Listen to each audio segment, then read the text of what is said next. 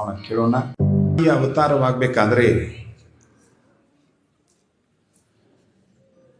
ಅಲ್ಲಿ ಏನೇನು ಪ್ರಸಂಗಗಳು ನಡೀತಾವೆ, ಆ ತಂದೆ ತಾಯಿಗಳು ಮಾಡುವಂಥ ತಪಸ್ಸು ಎಂಥದ್ದು ಎನ್ನುವುದನ್ನು ನಾನು ನೀವುಗಳೆಲ್ಲ ಕಳೆದ 3 ದಿನಗಳಿಂದ ಕೇಳ್ತಾ ಇವತ್ತು 4ನೇ ದಿನಕ್ಕೆ ಗುರುಗಳ ಕೃಪಾಶೀರ್ವಾದದೊಂದಿಗೆ ಪ್ರವೇಶವನ್ನು ಮಾಡಿದ್ದೇವೆ.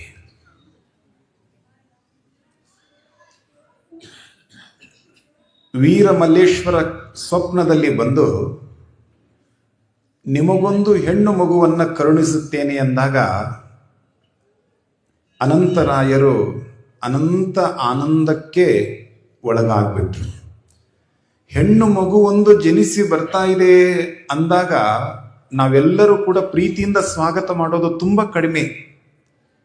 ಇವತ್ತಿನ ವ್ಯವಸ್ಥೆಯಲ್ಲಿಯೂ ಕೂಡ ಇನ್ನು 12ನೇ ಶತಮಾನದಲ್ಲಿ ಒಂದು ಹೆಣ್ಣು ಮಗು ಜನಿಸಿ ಬರ್ತದೆ ಅಂದಾಗ ಸಾಕ್ಷಾತ್ ಪಾರ್ವತಿಯೇ ನನಗೆ ಮಗುವಾಗಿ ಬರ್ತಾ ಇದ್ದಾಳೆ ಅಂದ ಬಳಿಕ ನನಗಿಂತಲೂ ಭಾಗ್ಯವಂತರು ಈ ಪ್ರಪಂಚದಲ್ಲಿ ಬೇರೆ ಯಾರು ಇಲ್ಲ ಅಂದರು. ಹೆಣ್ಣು ಮಗು ಬೇಕು ಅಂತ ತಿಳ್ಕೊಂಡು ಬಯಸಿ ದೇವರಲ್ಲಿ ಧ್ಯಾನವನ್ನು ಮಾಡಿದವರು, ಪ್ರಾರ್ಥನೆಯನ್ನು ಮಾಡಿದವರು, ದೇವರ ಸನ್ನಿಧಾನಕ್ಕೆ ಹೋಗಿ ಹರಕೆಯನ್ನು ಹೊತ್ತವರು ತುಂಬ ಕಡಿಮೆ ಜನ ಸಿಗ್ತಾರೆ. ಇರಬಹುದು, ಇತಿಹಾಸದಲ್ಲಿ ಸಿಗೋದು ತುಂಬ ವಿರಳ, ವಿರಳಾತಿ ವಿರಳ. ಒಂದು ಕುಟುಂಬ, ಹಾಲು ಮತದ ಒಂದು ಕುಟುಂಬ.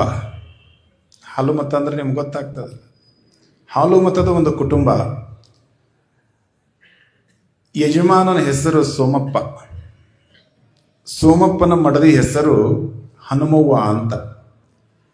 ಅವರಿಗೆ 2 ಗಂಡು ಮಕ್ಕಳಾಗಿದ್ರು.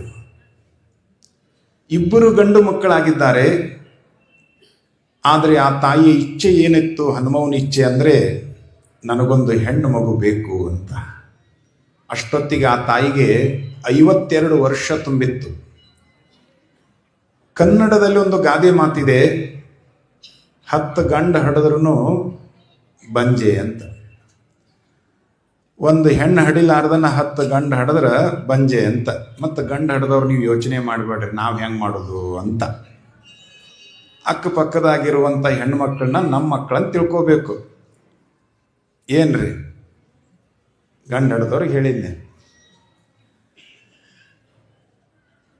ಆ ತಾಯಿಗೆ ಚಿಂತೆ ಆಯಿತು, ಮನೆಗೆ ಒಂದು ಹೆಣ್ಣು ಮಗು ಇರಬೇಕು ಅಂತ. ಆ ಮಗುವನ್ನು ಪಡೆದುಕೊಳ್ಬೇಕು, ನನಗೊಂದು ಹೆಣ್ಣು ಮಗು ಆಗಬೇಕಾದ್ರೆ ಏನು ಮಾಡಬೇಕು ಅಂತ ತಿಳ್ಕೊಂಡು ವಿಚಾರ ಮಾಡ್ತಾ ಚಿಂತೆಗೊಳಗಾದಾಗ ಸೋಮಪ್ಪನವರಂತಾರೆ, ಪರಮ ತಪಸ್ವಿಗಳಾಗಿರುವಂಥ ಗುರುಗಳು ನಮ್ಮ ಊರಿನಲ್ಲೇ ಇರುವಾಗ ಅಲ್ಲಿ ಇಲ್ಲಿ ಹೋಗಿ ಬೇರೆಯವರ ಸನ್ನಿಧಾನಕ್ಕೆ ಹೋಗಿ ಮೊರೆಯನ್ನು ಇಡೋದೇಕೆ, ಬಾ ಹೋಗೋಣ.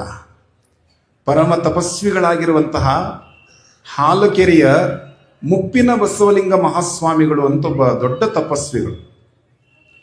ಗರಗದ ಮಡಿವಾಳೇಶ್ವರರು, ನವಿಲುಗುಂದದ ಅಜಾತ ನಾಗಲಿಂಗೇಶ್ವರರು, ಶಿಶುನಾಳದ ಸಂತ ಶರೀಫಜ್ಜವರು, ಈ ಎಲ್ಲ ಮಹಾತ್ಮರ ಸಮಕಾಲೀನರಾಗಿರುವಂಥ ಪರಮ ತಪಸ್ವಿಗಳು ಹಾಲಕೆರೆ ಗಂಜಿಹಾಳದ ಅನ್ನದಾನೀಶ್ವರ ಶ್ರೀಮಠದ ಪರಮ ಪೂಜ್ಯರಾಗಿರುವ ಮುಪ್ಪಿನ ಬಸವಲಿಂಗ ಮಹಾಸ್ವಾಮೀಜಿಯವರು. ಅಂತಹ ಮುಪ್ಪಿನ ಬಸವಲಿಂಗ ಮಹಾಸ್ವಾಮೀಜಿಯವರ ಸನ್ನಿಧಾನಕ್ಕೆ ಶರಣ ದಂಪತಿಗಳು ಹೋದರು. ಹನುಮವ್ವನವರು ಹೋಗಿ ಮುಪ್ಪಿನ ಬಸವಲಿಂಗ ಶಿವಯೋಗಳವರ ಸನ್ನಿಧಾನದಲ್ಲಿ ಕುಳಿತುಕೊಳ್ಳುವುದೇ ತಡ, ಪೂಜ್ಯರ ಚರಣಗಳಿಗೆ ನಮಸ್ಕಾರವನ್ನು ಮಾಡಿ ಅವರು ಕುಳಿತುಕೊಳ್ಳುವಷ್ಟರಲ್ಲಿ ಗುರುಗಳು ಕೇಳಿದರು, ಯಾಕವ್ವ ಬಹಳ ದುಃಖದಾಗದೆಯಲ್ಲ, ಯಾಕ ಅಂದರು. ಅವಾಗೆಲ್ಲ ಇಷ್ಟೊಂದು ಜಾತಿ ಭೇದ ಇರಲಿಲ್ಲ. ಈಗೆಲ್ಲರೂ ನಾವು ಅವ್ರಿಗೆ ಯಾಕೆ ಹೋಗ್ಬೇಕು, ಅವ್ರ ಹತ್ರ ನಾವ್ಯಾಕೆ ಹೋಗ್ಬೇಕು, ನಮ್ಮ ಹತ್ರ ಅವ್ರು ಯಾಕೆ ಬರ್ಬೇಕು, ಈ ವ್ಯವಸ್ಥೆಗಳು ಹೆಚ್ಚಿಗೆ ಆಗಿಬಿಟ್ಟಿವಿ. ಆದರೂ ಇನ್ನೂ ಸಮಾಜ ನಮ್ಮನ್ನು ಪ್ರೀತಿ ಮಾಡ್ತಾ ಇದೆ. ಅಪ್ಪ ಅವರು ಕೇಳಿದರು, ಯಾಕವ್ವ ಹನುಮವ್ವ ಬಹಳ ಸಪ್ಪಗ ಕೂತ್ಕೊಂಡಿಯಲ್ಲವ, ಏನು ಬೇಕಾಗ್ಯದ ನಿನಗೆ? ಹನುಮವ್ವನವರಂತಾರೆ, ಯಪ್ಪ ನನಗೆ ಏನು ಬೇಕಾಗಿದೆ, ಏನು ಬೇಡಾಗಿದೆ, ಈ ಭಕ್ತಳ ಕೊರಗು ಏನು ಅನ್ನೋದು ನಿನಗೆ ತಿಳಿಯದೇ ಇರುವಂಥದ್ದು ಏನಿದೆ ನನ್ನಪ್ಪ? ನನ್ನ ಮನಸ್ಸಿನಲ್ಲಿರುವಂಥ ನೋವು, ನನ್ನ ಮನಸ್ಸಿನಲ್ಲಿರುವಂಥ ದುಗುಡ, ನನ್ನ ಮನದಲ್ಲಿರುವಂಥ ದುಃಖ, ನನ್ನ ಮನದಲ್ಲಿರುವಂಥ ನೋವಿನ ಛಾಯೆ ನಿನಗೆ ಕಾಣಿಸುತ್ತಿಲ್ಲವೇ ಶಿವಯೋಗಿ? ಏನ್ ಬೇಕು ಅಂದ್ರಪ್ಪ ಅವರು. ತಾಯಿ ಅಂತಾಳೆ, ನನ್ನಪ್ಪ ಇದು ನನ್ನ ತವರೂರು, ಇದು ನನ್ನ ತವರೂರು. ನಾನು ತವರೂರಿಗೆ ಬಂದಾಗ ಒಮ್ಮೆ ನನ್ನ ತಂದೆ ತಾಯಿಗಳು ನನ್ನ ಮಡಿಲೆ ತುಂಬ, ಉಡಿಯ ತುಂಬ ಏನೆಲ್ಲ ಕೊಟ್ಟು ಕಳಿಸಿದ್ದಾರೋ ಇಲ್ಲೋ ಗೊತ್ತಿಲ್ಲ. ಅನ್ನದಾನೀಶ್ವರನ ಶ್ರೀಮಠ ಮಾತ್ರ ಮಠದ ಅಂಗಳಕ್ಕೆ ಬರುವ ಪ್ರತಿಯೊಬ್ಬ ತಾಯಂದಿರನ್ನು ಕೂಡ ತನ್ನ ಮಕ್ಕಳೆಂದು ಭಾವಿಸಿ ಅವರಿಗೆ ಹರಿಸಿರುವಂತ ಮಹಾಮಠವಿದು. ನನ್ನಪ್ಪ ಮುಪ್ಪಿನ ಬಸವಲಿಂಗೇಶ, ಈ ಮಡಿಲಲ್ಲಿ ಮುದ್ದಾಗಿರುವಂತ ಒಂದು ಹೆಣ್ಣು ಮಗು ಬೇಕು ಅಂತ ಈ ಜೀವ ಬಯಸುತ್ತಲಿದೆ ಅಂದ್ರೆ ಅವರ ಆ ತಾಯಿಗೆ 2-3 ಜನ ಗಂಡು ಮಕ್ಕಳು ಇದ್ದಾಗಲೂ ಕೂಡ ತನಗೊಂದು ಹೆಣ್ಣು ಬೇಕು ಅಂತ ಬಯಸಿದರು. ಅವಾಗ ಮುಪ್ಪಿನ ಬಸವಲಿಂಗ ಶಿವಯೋಗಿಗಳಂತಾರೆ, ಮಗಳೇ ಯೋಚಿಸಬೇಡ, ನಿನಗೆ ಶಿವನ ಅನುಗ್ರಹ ಆಗುವಂತಹ ಸಮಯ ಅದು ಸನ್ನಿಹಿತವಾಗಿದೆ. ನಿನಗೆ ಅಂತಿಂತಹ ಮಗಳು ಜನಿಸುವುದಿಲ್ಲ. ಸಾಕ್ಷಾತ್ ಶಿವೆ, ಸಾಕ್ಷಾತ್ ಪರಮೇಶ್ವರಿ, ಸಾಕ್ಷಾತ್ ಜಗದೀಶ್ವರಿ, ಜಗದಂಬೆ, ಜಗದಂಬೆಗೆ ನೀನು ಅಮ್ಮನಾಗುವಂತ ಯೋಗವನ್ನು ಪಡೆದುಕೊಂಡಿದ್ದೀಯ ಮಗಳೇ. ನೀನು ಕಣ್ಣೀರು ಸುರಿಸಬೇಡ. ಏನು ವ್ರತ ಮಾಡಬೇಕು, ಏನು ವ್ರತ ಮಾಡಬೇಕು ಅಂದಾಗ ನಿನಗೊಂದು ಹೆಣ್ಣು ಮಗು ಆಗುವವರೆಗೂ ನೀನು ಹೊಸ ಉಡುಗೆಗಳನ್ನ, ಹೊಸ ಬಟ್ಟೆಗಳನ್ನ ತೊಡಬಾರದು, ಹೊಸ ಬಟ್ಟೆಗಳನ್ನ ತೊಡಬಾರದು. ಉಪ್ಪು, ಖಾರ, ಹುಳಿ, ತಾಮಸ ಪದಾರ್ಥಗಳನ್ನು ಉಣಬಾರದು. ನಿತ್ಯ ನಿರಂತರವಾಗಿ ಗುರು ಲಿಂಗ ಜಂಗಮರ ಸೇವೆಯನ್ನು ಮಾಡಬೇಕು. ಅವರ ಪಾದೋದಕ ಪ್ರಸಾದವನ್ನು ಸ್ವೀಕಾರ ಮಾಡಬೇಕು. ಪ್ರತಿನಿತ್ಯ ಮಠದ ಅಂಗಳದ ಕಸವನ್ನು ಗುಡಿಸಬೇಕು. ಸೇವೆ.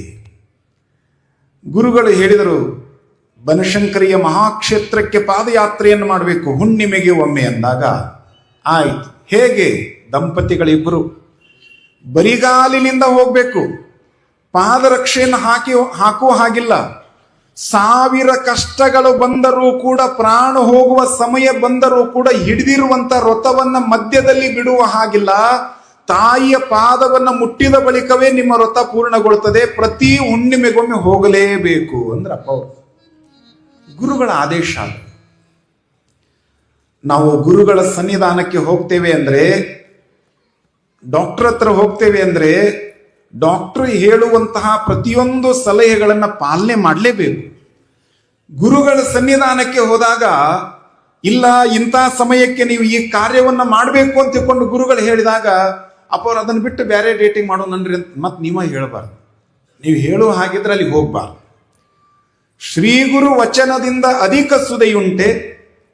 ಶ್ರೀ ಗುರುವಿನ ವಚನ ಅಂದ್ರೆ ಅದು ಸಾಕ್ಷಾತ್ ಪರಮಾತ್ಮನ ಮಾತು. ಗುರುಗಳು ಅಂತಂದ್ರೆ ನೋಡೋದಕ್ಕೆ ನಮ್ಮ ಹಾಗೆ ಇರ್ತಾರೆ, ನೋಡೋದಕ್ಕೆ ನಮ್ಮ ಹಾಗೇನೆ ಅವ್ರಿಗೆ 2 ಕಾಲುಗಳು 2 ಕೈಗಳು ನಮ್ಮ ಹಾಗೇನೆ ರೂಪ ಇರ್ತದೆ. ಹಾಗೆಂದ ಮಾತ್ರಕ್ಕೆ ಅವರೂ ಕೂಡ ನಮ್ಮ ಹಾಗೆ ಮನುಷ್ಯರು ಅಂತ ತಿಳ್ಕೊಂಡು ಭಾವಿಸ್ಕೋಬಾರ್ದು. ಅವರು ಸಾಕ್ಷಾತ್ ಪರಮೇಶ್ವರನ ಪರಾವತಾರಿಗಳು, ನಮ್ಮನ್ನ ಉದ್ಧರಿಸುವುದಕ್ಕಾಗಿ ಬಂದಿದ್ದಾರೆ ಅನ್ನುವಂಥ ಭಾವ ನಮ್ಮಲ್ಲಿರಬೇಕು. ಅದನ್ನೇ ಬಸವಣ್ಣನವರು ಹೇಳುತ್ತಾರೆ, ಮರಕ್ಕೆ ಬಾಯಿ ಬೇರೆಂದು ತಳಕ್ಕೆ ನೀರ ನೆರೆದರೆ ಮೇಲೆ ಪಲ್ಲವಿಸಿತ್ತು ನೋಡ. ಲಿಂಗದ ಬಾಯಿ ಜಂಗಮನೆಂದು ಪಡಿಪದಾರ್ಥವ ನೀಡಿದರೆ ಮುಂದೆ ಸಕಲಾರ್ಥವ ನೀವ. ಆ ಜಂಗಮನ ಹರನೆಂದು ಕಂಡು ನರನೆಂದು ಭಾವಿಸಿದರೆ ನಾಯಕ ನರಕ ತಪ್ಪದು ಕಾಣ ಕೂಡಲ ಸಂಗಮ ದೇವ ಅಂದ್ರೆ ಬಸವಣ್ಣ ಅವರು. ಅವರು ನೋಡೋದಕ್ಕೆ ನಮ್ಮ ಹಾಗೆ ಇರ್ಬೋದು. ಶಿವನನ್ನ ನಾವು ನೇರವಾಗಿ ನೋಡೋದಕ್ಕೆ ಈ ಕಣ್ಣುಗಳಿಂದ ಸಾಧ್ಯವಿಲ್ಲ. ವೀರಭದ್ರ ಸ್ವಾಮಿಯ ದಿವ್ಯ ಶಕ್ತಿಯನ್ನ, ಭದ್ರಕಾಳಿ ಅಮ್ಮನವರ ದಿವ್ಯ ಶಕ್ತಿಯನ್ನ ಸಾಮಾನ್ಯವಾಗಿರುವಂತ ಈ ಕಣ್ಣುಗಳಿಂದ ನಾವು ನೋಡೋದಕ್ಕೆ ಸಾಧ್ಯವಿಲ್ಲ. ದೇವರು ಹೇಗಿದ್ದಾನೆ ಅಂದ್ರೆ, ದೇವರ ಶಕ್ತಿ ಹೇಗಿದೆ ಅಂದ್ರೆ, ನಿರ್ಗುಣ ನಿರಾಕಾರನಾಗಿರುವಂತ ಪರಮಾತ್ಮ ಸಗುಣ ಸಾಕಾರ ರೂಪದಲ್ಲಿ, ಗುರುವಿನ ರೂಪದಲ್ಲಿ ಭೂಮಿಗೆ ಬಂದಾನ ನಮ್ಮನ್ನು ಉದ್ಧಾರ ಮಾಡೋದಕ್ಕಂತ ನಾವು ತಿಳ್ಕೋಬೇಕು. ಮತ್ತವ ಪರಮಾತ್ಮ ಎಲ್ಲಿದಾನ?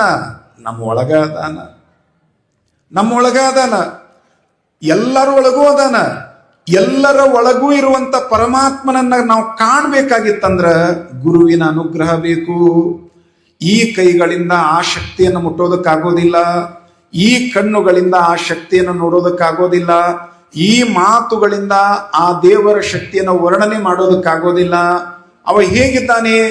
ನಿಜಗುಣ ಶಿವಯೋಗಿಗಳವರು ಹೇಳ್ತಾರೆ, ಮಾತು ಮನಂಗಳಿಂದ ತತ್ತ ಮೀರಿದ ಸಾತಿಶಯದ ನಿರುಪಾದಿಕ ನಿರ್ಮಲ ಜ್ಯೋತಿ ಬೆಳಗುತ್ತಿದೆ, ವಿಮಲ ಪರಂಜ್ಯೋತಿ ಬೆಳಗುತ್ತಿದೆ ಅಂದ್ರು ಅವ್ರು ನಿಜಗುಣ ಶಿವಯೋಗಿಗಳವರು.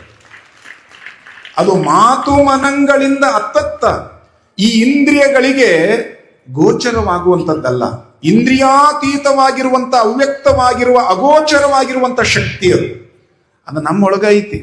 ಮಣ್ಣ ಬಿಟ್ಟು ಮಡಿಕೆ ಇಲ್ಲ, ತನ್ನ ಬಿಟ್ಟು ಏನ್ರಪ್ಪ ಹೇಳ್ರಿ, ದೇವರಿಲ್ಲ. ಮಣ್ಣ ಬಿಟ್ಟು ಮಡಿಕೆ ಇಲ್ಲ, ತನ್ನ ಬಿಟ್ಟು ದೇವರಿಲ್ಲ.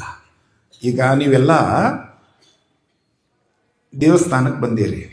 ಬಂದ ತಕ್ಷಣ ನೀವೆಲ್ಲ ಮೊದಲಿಗೆ ಬಂದಿರಿ ಬಹಳ ಭಕ್ತಿಯಿಂದ, ಹಣೆ ತುಂಬ ವಿಭೂತಿ ಹಚ್ಕೊಂಡು, ಸಿಂಧೂರ ತಿಲಕವನ್ನು ಇಟ್ಕೊಂಡು, ಅರಿಶಿಣವನ್ನು ಇಟ್ಕೊಂಡು, ಗಂಧವನ್ನು ಹಚ್ಕೊಂಡು ನೀವೆಲ್ಲ ಬಂದಿದ್ದೀರಿ.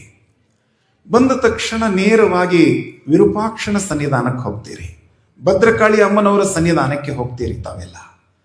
ಈಗ ಅಷ್ಟು ದೂರದಿಂದ ನೀವು ಬಂದಿರುವುದು ಯಾಕೆ ದೇವಾಲಯಕ್ಕೆ? ಇಲ್ಲಿಂದ ನೀವು ಶ್ರೀಶೈಲಕ್ಕೆ ಪಾದಯಾತ್ರೆ ಏನ್ ಮಾಡ್ತೀರಿ? ಯಾಕೆ ಮಾಡ್ತೀರಿ? ಶ್ರೀಶೈಲಕ್ಕೆ ಪಾದಯಾತ್ರೆ ಹೋಗ್ತೀರಲ್ಲ, ಯಾಕೆ ಹೋಗ್ತೀರಿ? ಮಲ್ಲಯ್ಯನ ನೋಡೋದಕ್ಕೆ ಹೋಗ್ತಿರೋ ಇಲ್ಲೋ? ಗಾಬರಿ ಆಗ್ಬಿಡ್ರಿ, ಹೋಗೋರದ ಅದಿರ ಎಲ್ಲಿ ಇದ್ರೊಳಗೆ ಹೋಗ್ಲಿ ಬಿಡ್ರಿ, ಮಲ್ಲಯ್ಯ ದೂರ ಆಯ್ತು. ವಿರೂಪಾಕ್ಷನ ಸನ್ನಿಧಾನಕ್ಕೆ ಬರ್ತೀರಿ. ಯಾಕೆ ಬಂದಿರಿ ನೀವು? ವಿರೂಪಾಕ್ಷ ಲಿಂಗವನ್ನು ನೋಡಕ್ ಬಂದಿರಿಲ್ಲ, ದರ್ಶನ ಮಾಡೋದಕ್ಕೆ ಬಂದಿರಿಲ್ಲ, ಭದ್ರಕಾಳಿ ಅಮ್ಮನವರನ್ನು ನೋಡುವುದಕ್ಕಾಗಿ ತಾವು ಬಂದಿರೋ ಇಲ್ಲೋ? ಅಲ್ವಾ? ನೋಡುವುದಕ್ಕಾಗಿ ಬಂದಿರಿ. ಅಲ್ಲೆಲ್ಲ ಲೈನ್ ಹಚ್ಚಿರ್ತಾರೆ, ಒಬ್ರಾದ್ಮೇಲೆ ಒಬ್ರು ನೋಡ್ಬೇಕಂತ ತಿಳ್ಕೊಂಡು